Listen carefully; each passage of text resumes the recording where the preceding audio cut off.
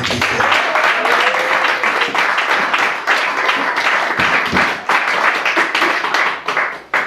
Voilà Jésus. Amen. Je vous salue dans le nom merveilleux de Jésus-Christ. Amen. Est-ce que nous pouvons encore nous mettre debout pour faire des bruits, montrer à Dieu que nous l'aimons, pour le merveille qu'il a fait pour nous? La Bible nous dit, quelqu'un est-il dans la joie qu'il chante pour l'Éternel? Quand tu es en vie, tu dois dire merci à Dieu. Parce qu'il y en a qui sont morts. Il y en a même s'ils avaient le souffle comme toi et moi, ils allaient adorer le Seigneur d'une manière particulière. Alors, montrons à Dieu que nous sommes vraiment dans la joie, parce que nous sommes vivants. Nous allons chanter. Je demanderai au Doumeur de venir nous aider. Nous allons chanter et sauter. Le Doumeur est parti. Merci, parce que souvent les musiciens, quand c'est le temps de la parole, ils vont dehors, je ne sais pas quoi, il y en a qui vont filmer, il y en a qui vont texter, il y en a qui vont faire je ne sais quoi, mais gloire à Dieu, notre musicien, notre Doumeur n'est pas comme ces gens-là. Alors nous allons faire vraiment un grand bruit, nous allons sauter, nous allons chanter, il est le roi des rois, le Seigneur des seigneurs. Nous allons faire ça 3 fois. Et pour la 3e fois, nous allons crier oh jusqu'à au dernier souffle. Amen. Jusqu'à ce que tu vois vraiment tu es épuisé. Et quand tu seras épuisé dans ton souffle là, tu vas commencer maintenant à taper les mains jusqu'à ce que tu sens que les mains sont brûlées. Amen. Et après, nous allons entrer dans la parole de Dieu. Est-ce que quelqu'un est prêt? Amen. Seulement si tu es peut-être cripple, comme on dit, boité, paralytique, là tu peux rester assis. Mais si la joie te déborde, je te dis de sauter au nom de Jésus, tes pieds seront fermes. Amen.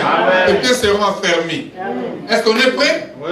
Alors, il est le roi de roi, le Seigneur de Seigneur, son nom c'est Jésus.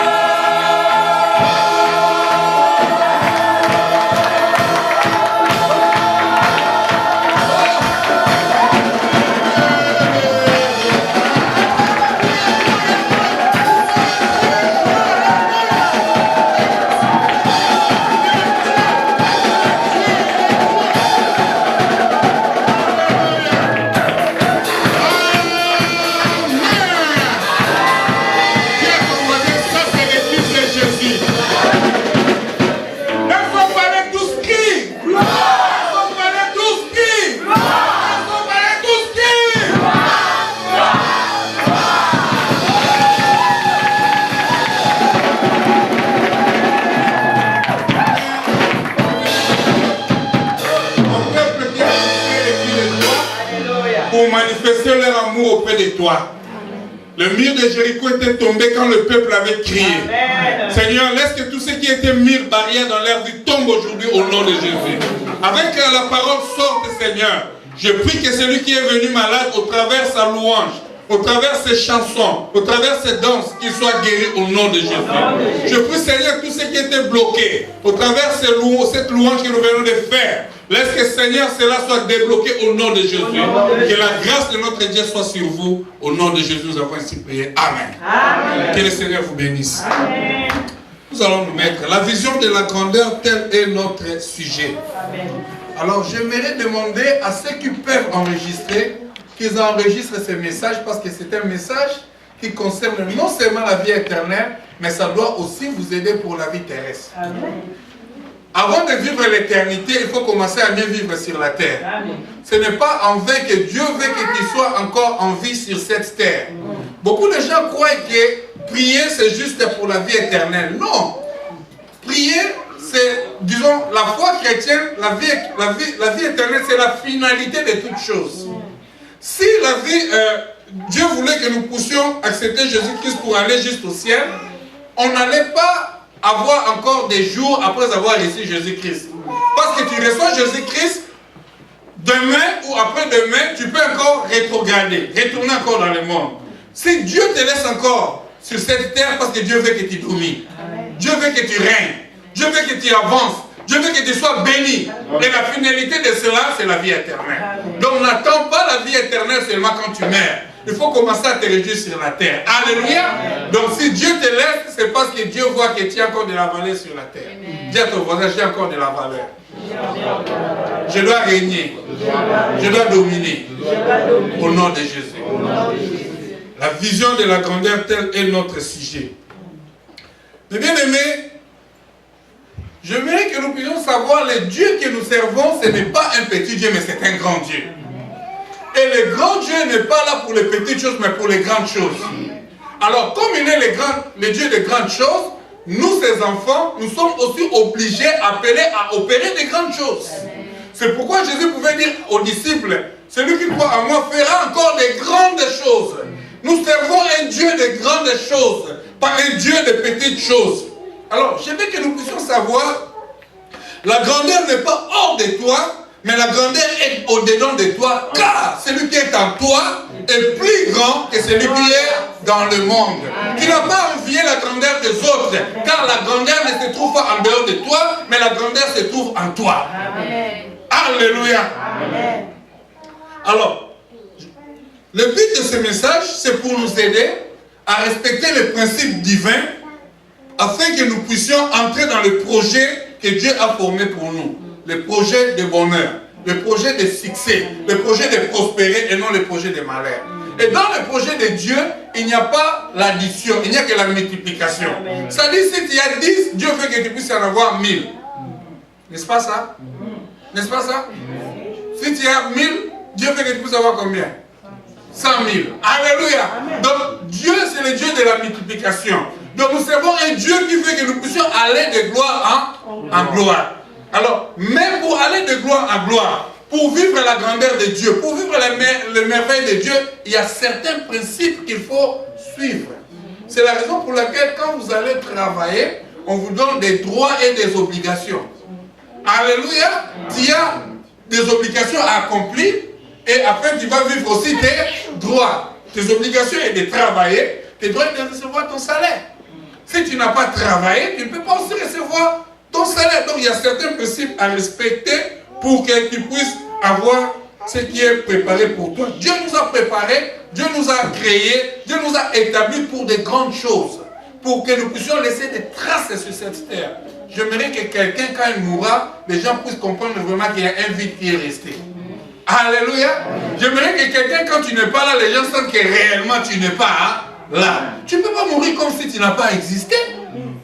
Il y a des gens qui sont morts, ils n'ont laissé ni fourchette, ni cuillère, ni rien du tout. Donc il est mort comme s'il n'a jamais existé. Ah, moi je prie que tu ne meurs pas comme ça. Amen. Dis à ton voisin, moi je vais laisser des traces au nom de Jésus. Alléluia. Amen. Nous allons lire la parole de Dieu rapidement. Nous entrons dans le premier livre de la Bible. Le premier livre de la Bible qui est Genèse. Genèse qui signifie commencement. C'est le commencement de ce qui est révélé, mais ce n'est pas le commencement de Dieu. Parce qu'avant Genèse, Dieu était. Amen. Amen. Amen. Ça, c'est la révélation de ce qui est révélé pour nous. Donc, nous parlons de la Genèse. La Genèse, au chapitre 1, nous allons lire un peu beaucoup, à partir du verset 26 jusqu'au verset 28. Et après, nous allons lire d'autres portions des Écritures. Est-ce que nous pouvons nous mettre debout pour ouvrir la parole de Dieu? Merci beaucoup pour votre obéissance. Merci. Quelqu'un peut lire ou bien je lis rapidement? Nous lisons ensemble? Merci beaucoup. Alors, nous allons, Genèse chapitre 1, verset 26 à 28. 1, 2, 3, allez. Puis Dieu dit, faisons l'homme à notre image, selon notre ressemblance, et qu'il domine sur les poissons de la mer, sur les oiseaux du ciel, sur le bétail, sur toute la terre, et sur tous les reptiles qui vont sur la terre. Dieu créa l'homme à son image, il le créa à l'image de Dieu. Il créa l'homme et la femme. Dieu fécond, multipliez, remplissez la terre et la subjuguez, et dominez sur les poissons de la mer, sur les oiseaux du ciel et sur les animaux qui se meuvent sur la terre. Merci beaucoup. Nous sommes toujours debout. Là, maintenant, nous allons lire Proverbes, chapitre 22, verset 2. Proverbes, chapitre 22, verset 2. Proverbes, chapitre 22, verset 2. Vous y êtes? Oui. Allons-y. Le riche et le pauvre se rencontrent. C'est l'Éternel qui les a fait l'un et l'autre. Merci. Alors, le dernier verset que nous allons lire, Galates, chapitre 6, verset 7. Je répète, Galates, nous sommes maintenant dans le Nouveau Testament. Galates, chapitre 6. On lit seulement un seul verset, qui est le verset 7. Allons-y. Ne vous écoutez pas, On se moque pas de Dieu. ce qu'un homme aura semé, il le moissonnera aussi. Amen. Amen. Nous pouvons nous mettre. La vision de la grandeur. Nous avons deux mots-clés. Le premier mot, c'est la vision. C'est quoi la vision? Quand on parle de la vision, on ne parle pas seulement de ce que les yeux voient. La vision, c'est une inspiration. La vision est parmi les dons de la révélation. Dans certaines Bibles, quand on parle de la vision, il y a d'autres traditions qui parlent de la révélation. Si tu lis Proverbes chapitre 29, verset 18, 28, 19, si je ne me trompe pas, il est écrit, sans la révélation, le peuple marche sans frein. Et dans d'autres versions, c'est écrit, quand il n'y a pas de vision, le peuple marche sans frein. Donc, ce sont des dons, que ce soit la vision, parole audible, parole de connaissance, prophétie, ce sont des dons de révélation. Tout ça, c'est inclus dans le groupe de dons de révélation. Alors maintenant, quand nous parlons de la vision, nous attendons d'une inspiration, d'une chose que Dieu montre ou d'une chose que Dieu met dans le cœur de quelqu'un pour accomplir. En d'autres termes, la révélation de Dieu, la vision de Dieu, c'est une mission. C'est quelque chose à accomplir. Alléluia. Alors, si quelqu'un n'a pas la vision de Dieu, il ne peut pas faire ce que Dieu veut qu'il fasse. Il faut avoir la révélation pour comprendre pourquoi je suis né sur la terre. C'est pourquoi tu ne peux pas comparer ta vie par rapport à une autre personne. Toi, tu es unique, tu as une vision unique, tu es spécial. Tu peux dire à quelqu'un que nous ne sommes pas nés le même jour et nous n'aurons pas aussi les mêmes jours. C'est pourquoi on n'a pas le même visage. On n'a pas aussi le même cœur. Donc chacun a sa vision, chacun a sa destinée selon que Dieu a préparé pour lui. Alors, mais dans toute destinée, dans toute vision, Dieu nous a appelés pour aller de gloire en gloire. Dieu nous a appelés pour progresser et non pour régresser. Dieu nous a appelés pour avancer et non pour reculer. Alors, nous les enfants de Dieu, nous devons aspirer toujours à monter d'une étape à une autre au jour le jour. C'est pourquoi Jésus, quand nous voulons rentrer dans le Nouveau Testament, nous voyons dans Malachie, il est écrit dans Agé, si je ne me trompe pas, la gloire du premier temple sera moins par rapport à la gloire du second temple. Et Paul est venu nous dire que non, en Jésus-Christ, nous sommes appelés d'aller de gloire en gloire. C'est-à-dire, même Paul, quand il était sur la terre, Pierre, pardon, il a demandé à Jésus-Christ, il a dit, nous avons tout laissé. Qu'est-ce qui tu nous réserves? Jésus n'avait pas dit seulement, je vous réserve la vie éternelle. Non, non, non. Jésus a commencé par les siècles présents sur la terre. Il a dit, sur cette terre, tu auras au centuple. Et à la fin des comptes, tu auras la vie éternelle. Donc, un enfant de Dieu est appelé à prospérer sur cette terre. Alors, quand tu es en Christ, il faut commencer à voir des grandes choses. Mais bien aimé, être riche et chrétien, ce n'est pas un péché. Amen.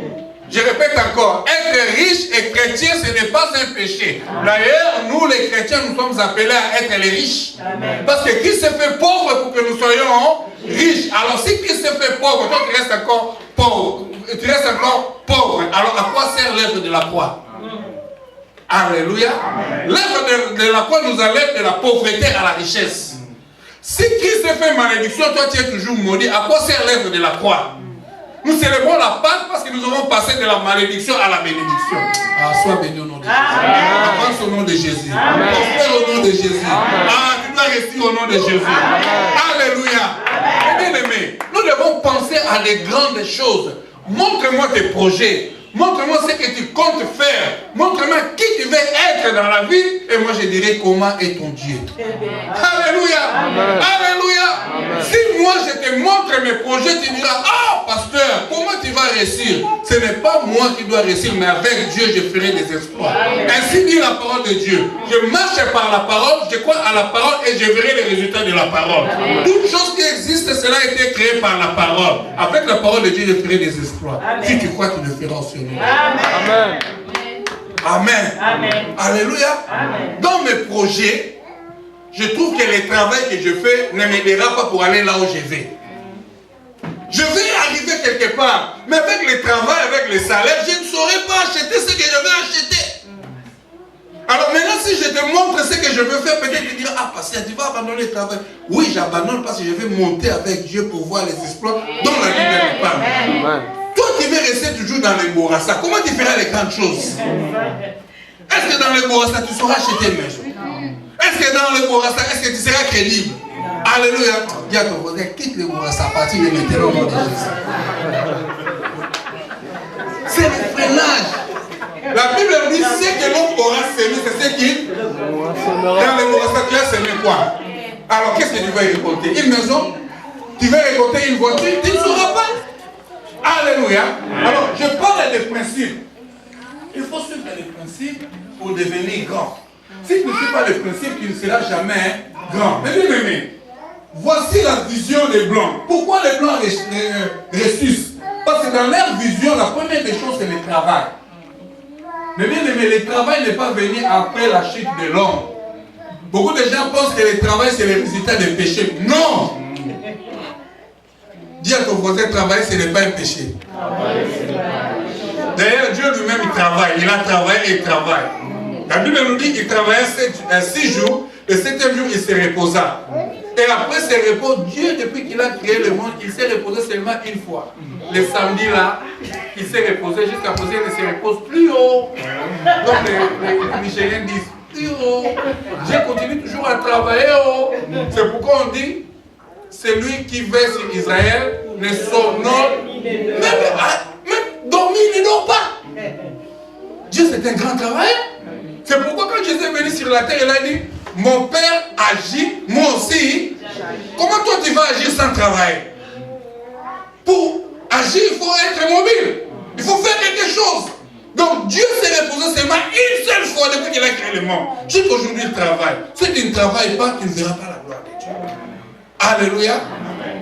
Moi, j'encourage les pasteurs qui travaillent. Si l'église n'est pas encore en mesure de supporter les pasteurs, tu es obligé à travailler. Jusqu'à attendre le temps du Seigneur. Quand le temps sera là, vous allez dire au pasteur, papa, maintenant nous voulons qu'il t'occupe à nous, 24 heures sur 24 heures, laissez le travail. Mais quand ce n'est pas le moment, on ne peut pas laisser. Amen. Alors, nous avons lu les Écritures. La Bible nous dit, au commencement, Dieu créa l'homme. Et Dieu créa l'homme à son image. Quelle est l'image de Dieu? C'est une petite image? C'est une grande image. Quand nous parlons de Dieu, nous voyons des grandes choses. Alors, maintenant, si nous regardons la réalité de la vie, tout le monde, à moins que tu ne sois pas un homme, je dis bien tout le monde, à moins que tu ne sois pas un homme. Et quand on parle d'un homme, en hébreu, cela ne signifie pas seulement le sexe masculin. Ce n'est pas le genre. Ça signifie tout être vivant. Un être vivant qui est créé à l'image de Dieu. On l'appelle l'homme. Pas comme un animal, mais on parle de celui qui est créé à l'image de Dieu. Que tu sois une femme, que tu sois un homme, tu es un homme d'après le mot hébreu. Amen.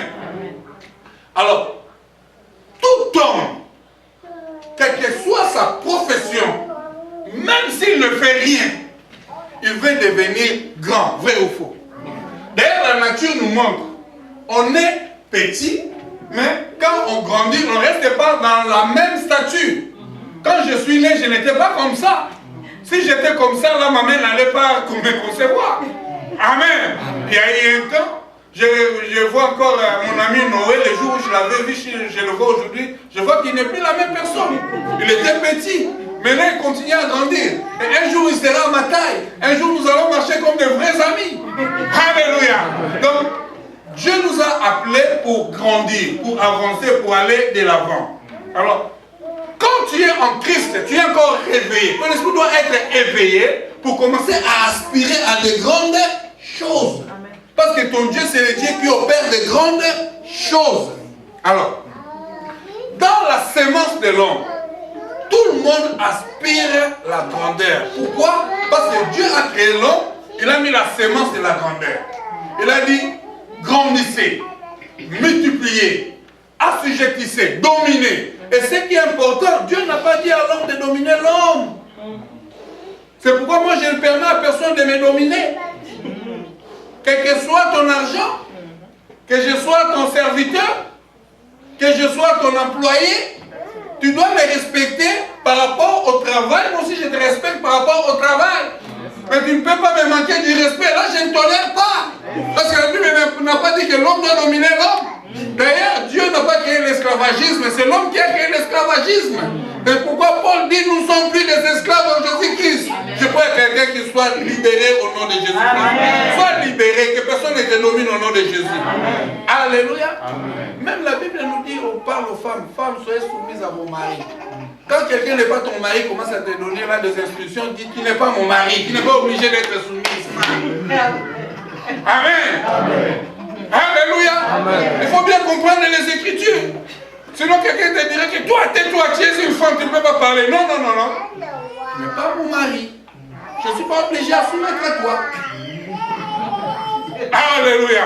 Alors, voyez maintenant la différence. La Bible nous dit, et les riches et les pauvres, ils se rencontrent. Dans quelques versions, parce que quand vous avez la Bible, il faut chercher plusieurs versions. C'est très important. Moi, quand je lis par exemple des mots, je lis ça en français, je lis ça en anglais, je lis ça en portugais.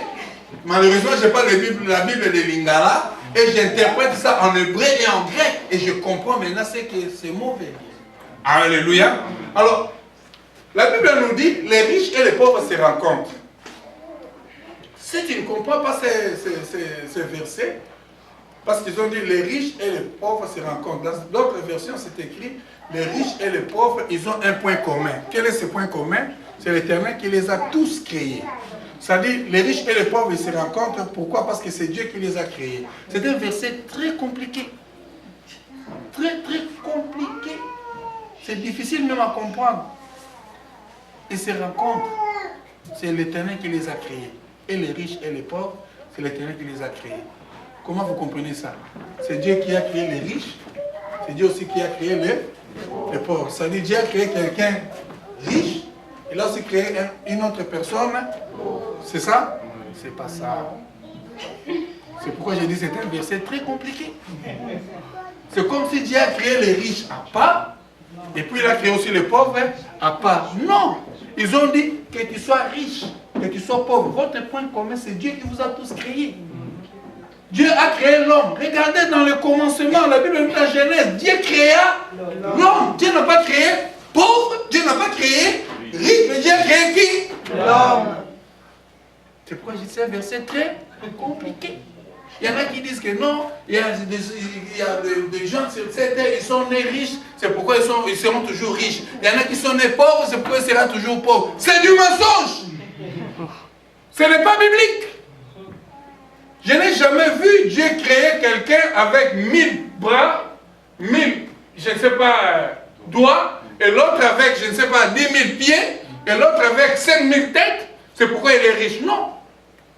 Il nous a créés tous égaux. Mais ça dépend de la façon dont toi tu vois les choses. Comment tu travailles, comment tu conçois les choses, comment tu marches selon les principes de Dieu. Voici ce que je voulais dire. La différence entre les blancs. Quand tu demandes à un blanc, par exemple, il veut postuler pour la députation ou pour avoir un poste quelque part ministériel, dans sa propagande, les gens vont écouter, entendre dans ses discours, ses projets.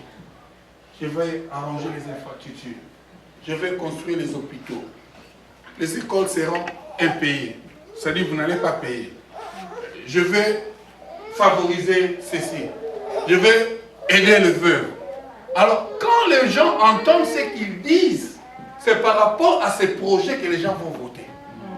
Alors, voici la vision des Blancs, des Occidentaux. voir le développement du pays. Il va faire ceci, il va faire des barrages, il va faire des ponts, il va construire les hôpitaux, il va faire les écoles. Quand il trouve le projet est agréable, bénéfique à tout le monde, c'est dans ce moment-là qu'ils vont voter pour la personne. Mais maintenant, écoutez maintenant notre façon de voter ou de concevoir les choses. Quelqu'un qui veut être député ou être ministre, il vient te voir. Ma soeur, je veux que tu votes pour moi. Est-ce que tu vas m'acheter la boisson? Vrai ou faux? Vrai ou faux? C'est que nous disons, est-ce qu'il va m'acheter la boisson? Toi qui veux vendre tout un pays à cause de la boisson. Il n'y a pas de projet, il n'y a pas de vision. Ta vision c'est limite au niveau de la boisson. Tu bois aujourd'hui, tu te saoules, demain tu as faim, tu n'as rien à manger. Et d'autres personnes votent pour moi. Quand tu vas voler ton argent, est-ce que tu vas penser à moi? Tu vois déjà notre conception? Donc quelqu'un, même celui qui va postuler, dans sa vision, je vais faire quoi? Voler. C'est pourquoi nous sommes dans les chaos. Parce que nous n'avons pas la vision qui peut aider tout le monde. Je veux que nous puissions comprendre la différence entre la vision et l'ambition. C'est aussi des mots très compliqués. Très compliqués. La vision et l'ambition. Les gens peuvent dire que... J'ai entendu quelqu'un veut être président, il dit, moi j'ai mes ambitions. J'ai regardé un président avec une ambition, mais il va mettre le pays dans les chaos. Une ambition, c'est un orgueil. Un visionnaire n'est pas un orgueil. Nous avons besoin de la vision, non des ambitieux. Parce qu'un ambitieux va mourir avec son ambition. Mais celui qui a la vision peut mourir, mais la vision doit continuer. Amen. La vision est collective. La vision est bénéfique. La vision est commune. C'est pourquoi même si Moïse était mort, la vision d'entrer à la terre promise était restée et Dieu a confié ça à Josué jusqu'à là amener les enfants d'Israël à la terre promise. Donc quand un leader a la vision, le leader peut mourir, mais la vision continue. Jésus est venu avec la vision de sauver, pas avec l'ambition de se montrer. Il est mort, mais la vision du salut continue. Amen. Amen. Il faut marcher avec des gens qui ont la vision, non l'ambition. Celui qui a l'ambition, je ne suis pas contre certaines ambitions, parce qu'il y a certaines ambitions qui sont pour la vision, mais les gens ne comprennent pas. Il y en a qui ont des ambitions de faire des choses, non seulement pour eux, mais pour les autres aussi. Mais celui qui connaît vraiment le mot ambition, il n'aimera pas être ambitieux. Ambitieux. Il aimera avoir la vision. Alors, j'ai dit, Dieu n'a pas créé les riches à part, Dieu n'a pas créé aussi les pauvres à part. Le principe marche pour tout le monde. Dans les pays occidentaux, on respecte les gens quand ils travaillent, vrai ou faux. C'est pourquoi ils sont développés. Dieu a dit, celui qui ne travaille pas ne mange, c'est la parole de Dieu. Nous ne travaillons pas, nous voulons manger, c'est pourquoi nous sommes dans les chaos. Nous sommes limités parce que nous ne voyons pas de grandes choses. Nous sommes limités parce que nous ne travaillons pas. Le principe de Dieu, c'est le travail. Quand Dieu a créé l'homme, il a dit dominer. Comment tu vas dominer si tu ne travailles pas? Dieu a dit multiplier. Comment tu peux multiplier si tu ne travailles pas? Alors, le travail n'est pas la conséquence du péché. Mais le travail, c'est le devoir que Dieu nous donne pour que nous puissions devenir des grands. Pour que nous puissions avancer.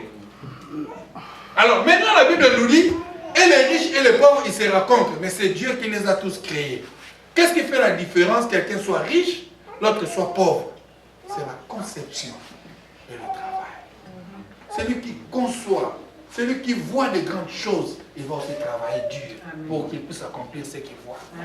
Celui qui ne voit rien n'aura aussi. Je répète, celui qui ne voit rien n'aura aussi. Tu es venu en Europe, croyant que l'argent va descendre du ciel, tu ne travailles pas, tu n'auras aussi rien. Tu n'auras rien. Alors, tout le monde aspire à la grandeur. Tout le monde veut réussir, tout le monde veut avancer, tout le monde veut aller loin. Pourquoi? Même les voleurs, ils veulent être grands dans ces vols, vrai ou faux? Moi, je suis un grand voleur, j'entre dans les maisons ministérielles. Je vole des grandes choses, j'entre dans des banques. Il veut être grand, il ne veut pas se limiter seulement au niveau de voler les bonbons. Il peut commencer par les bonbons, mais son ambition est d'aller même braquer les banques. Même une prostituée, c'est qui est encore pire. Une prostituée veut rentrer avec beaucoup d'argent. Une prostituée veut aller avec des grandes personnes. Une prostituée veut aller même avec des ministres pour avoir beaucoup, changer de niveau, aller loin. Mais pourquoi même les voleurs, même les prostituées, ils ont toujours l'ambition de devenir grands? Pourquoi? Quelle est la réponse? C'est à cause de la sémence que Dieu, quand il a créé l'homme, il a dit avancer, il a dit aller loin, il a dit dominer, il a dit multiplier. C'est pourquoi dans chaque domaine, celui qui court, il va être toujours le premier. Je n'ai jamais vu quelqu'un courir pour être les derniers. Je n'ai jamais vu. Je n'ai jamais vu quelqu'un qui est allé à l'école, mais il va être les derniers. Ça, je n'ai jamais vu. Je n'ai jamais vu quelqu'un qui veut aller boxer, mais il prétend que lui soit perdant. Je n'ai jamais vu. Pourquoi? Parce que Dieu nous a créés avec la sémence des grandes choses. Amen. Avec la sémence d'aller loin. Avec la sémence de prospérer. C'est pourquoi un enfant de Dieu doit toujours aspirer à la progression.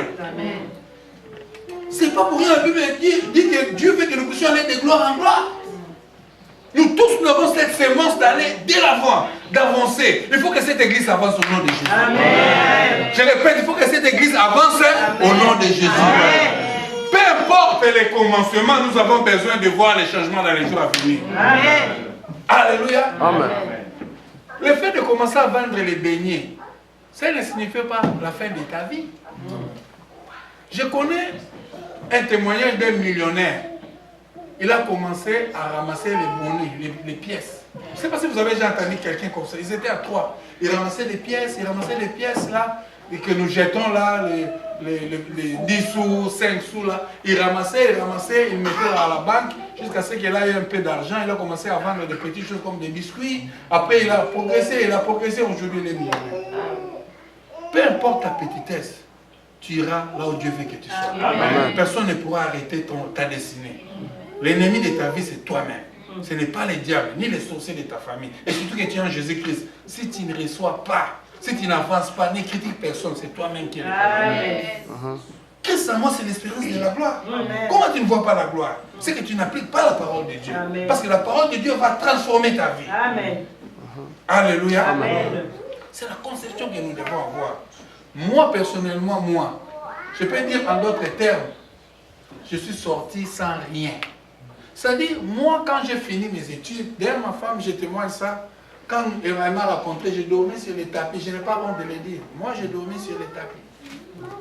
Mais aujourd'hui, je connais toutes les étoiles des hôtels, je connais. Si tu veux me parler, s'il y a 1000 étoiles, j'ai déjà passé la nuit à 1000 étoiles. Amen. Moi, je me suis déplacé par les moyens de, comment on appelle ça, pirogue, merci. J'ai commencé par des petites choses. J'ai vendu des arachides. J'ai vendu ce que nous appelons les tondolo. Vous connaissez les tondolo? Ouais. J'ai vendu ce qu'on appelle les cannes à sucre. Moi, j'ai vendu les oranges. Mais après un certain temps, j'ai changé. Parce que ma vision était de devenir grand. Mes parents ne pouvaient pas m'aider pour que je sois là où je suis. Mais avec Dieu, nous ferons des efforts. Ce que tes parents ne pouvaient pas faire avec Jésus, tu le feras.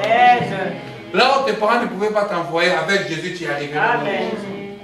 Moi, dans ma famille, personne ne m'a payé les billets même pour aller dans une province. Personne.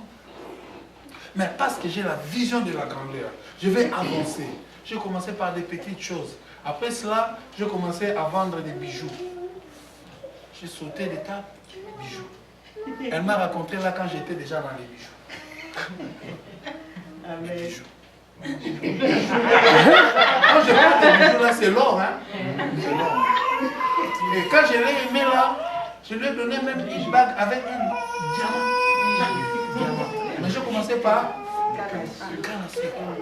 Et après cela, j'ai commencé à voyager au Kaimba. Kaimba, vous connaissez Kaimba? Oui. Kinshasa, Kaimba. Et de là, je suis retourné à Kinshasa. J'ai commencé à voyager Congo, Kinshasa, Congo, Brazzaville, à l'époque Zaïre. Congo, Zaïre. Alors, il y a des fois, on traversait par pirogue, on fuyait la douane. Donc, il fallait passer par la pirogue. Et après Kaimba, je suis entré en Angola. Après l'Angola, là, Dieu m'a amené en Namibie. C'est là où je me suis installé. Et de la Namibie, là j'ai planté maintenant une solide fondation. Et de la Namibie, je connaissais déjà l'Europe, je connaissais les États-Unis, je connaissais l'Australie, je connaissais déjà l'Asie. Donc en Afrique, je connaissais déjà le monde. Alléluia. Amen. Alléluia. C'est comme nous disons à l'Inga, la montagne est Samoninga. Amen. C'est ça la vie. Les vraies personnes, que tu sois riche, que tu sois... Dieu nous a créés tous comme ça. Quant à toi d'avoir la vision, moi j'ai eu la vision d'aller loin. C'est pourquoi je suis ici. Et quand je suis sorti, avant que moi-même je m'établisse dans les pays occidentaux, j'ai commencé à envoyer les membres de ma famille dans les pays occidentaux. Il faut laisser des traces. Même si je meurs, ils diront que non, il y a où il a fait quelque chose là. Amen. Il faut qu'on dise que toi tu as fait quelque chose. Amen. Non, il faut qu'on parle de toi. Amen. Alléluia. Amen. Tu ne peux pas mourir comme si tu n'as pas existé, non. Je vous pose une question. Est-ce qu'un éléphant peut traverser un champ de maïs sans laisser des traces? Vous imaginez un éléphant, il traverse le champ de maïs, mais il n'a pas laissé des traces. Est-ce que c'est possible? Toi et un éléphant qui a beaucoup de valeur. Et comment toi tu vas mourir sans laisser des traces sur la terre? On laisse des traces au nom de Jésus. Embarque le monde au nom de Jésus. Fais la différence au nom de Jésus. Même dans l'église, si tu n'es pas là, il faut qu'on sache que vraiment tu n'es pas. Amen. Alléluia. Amen.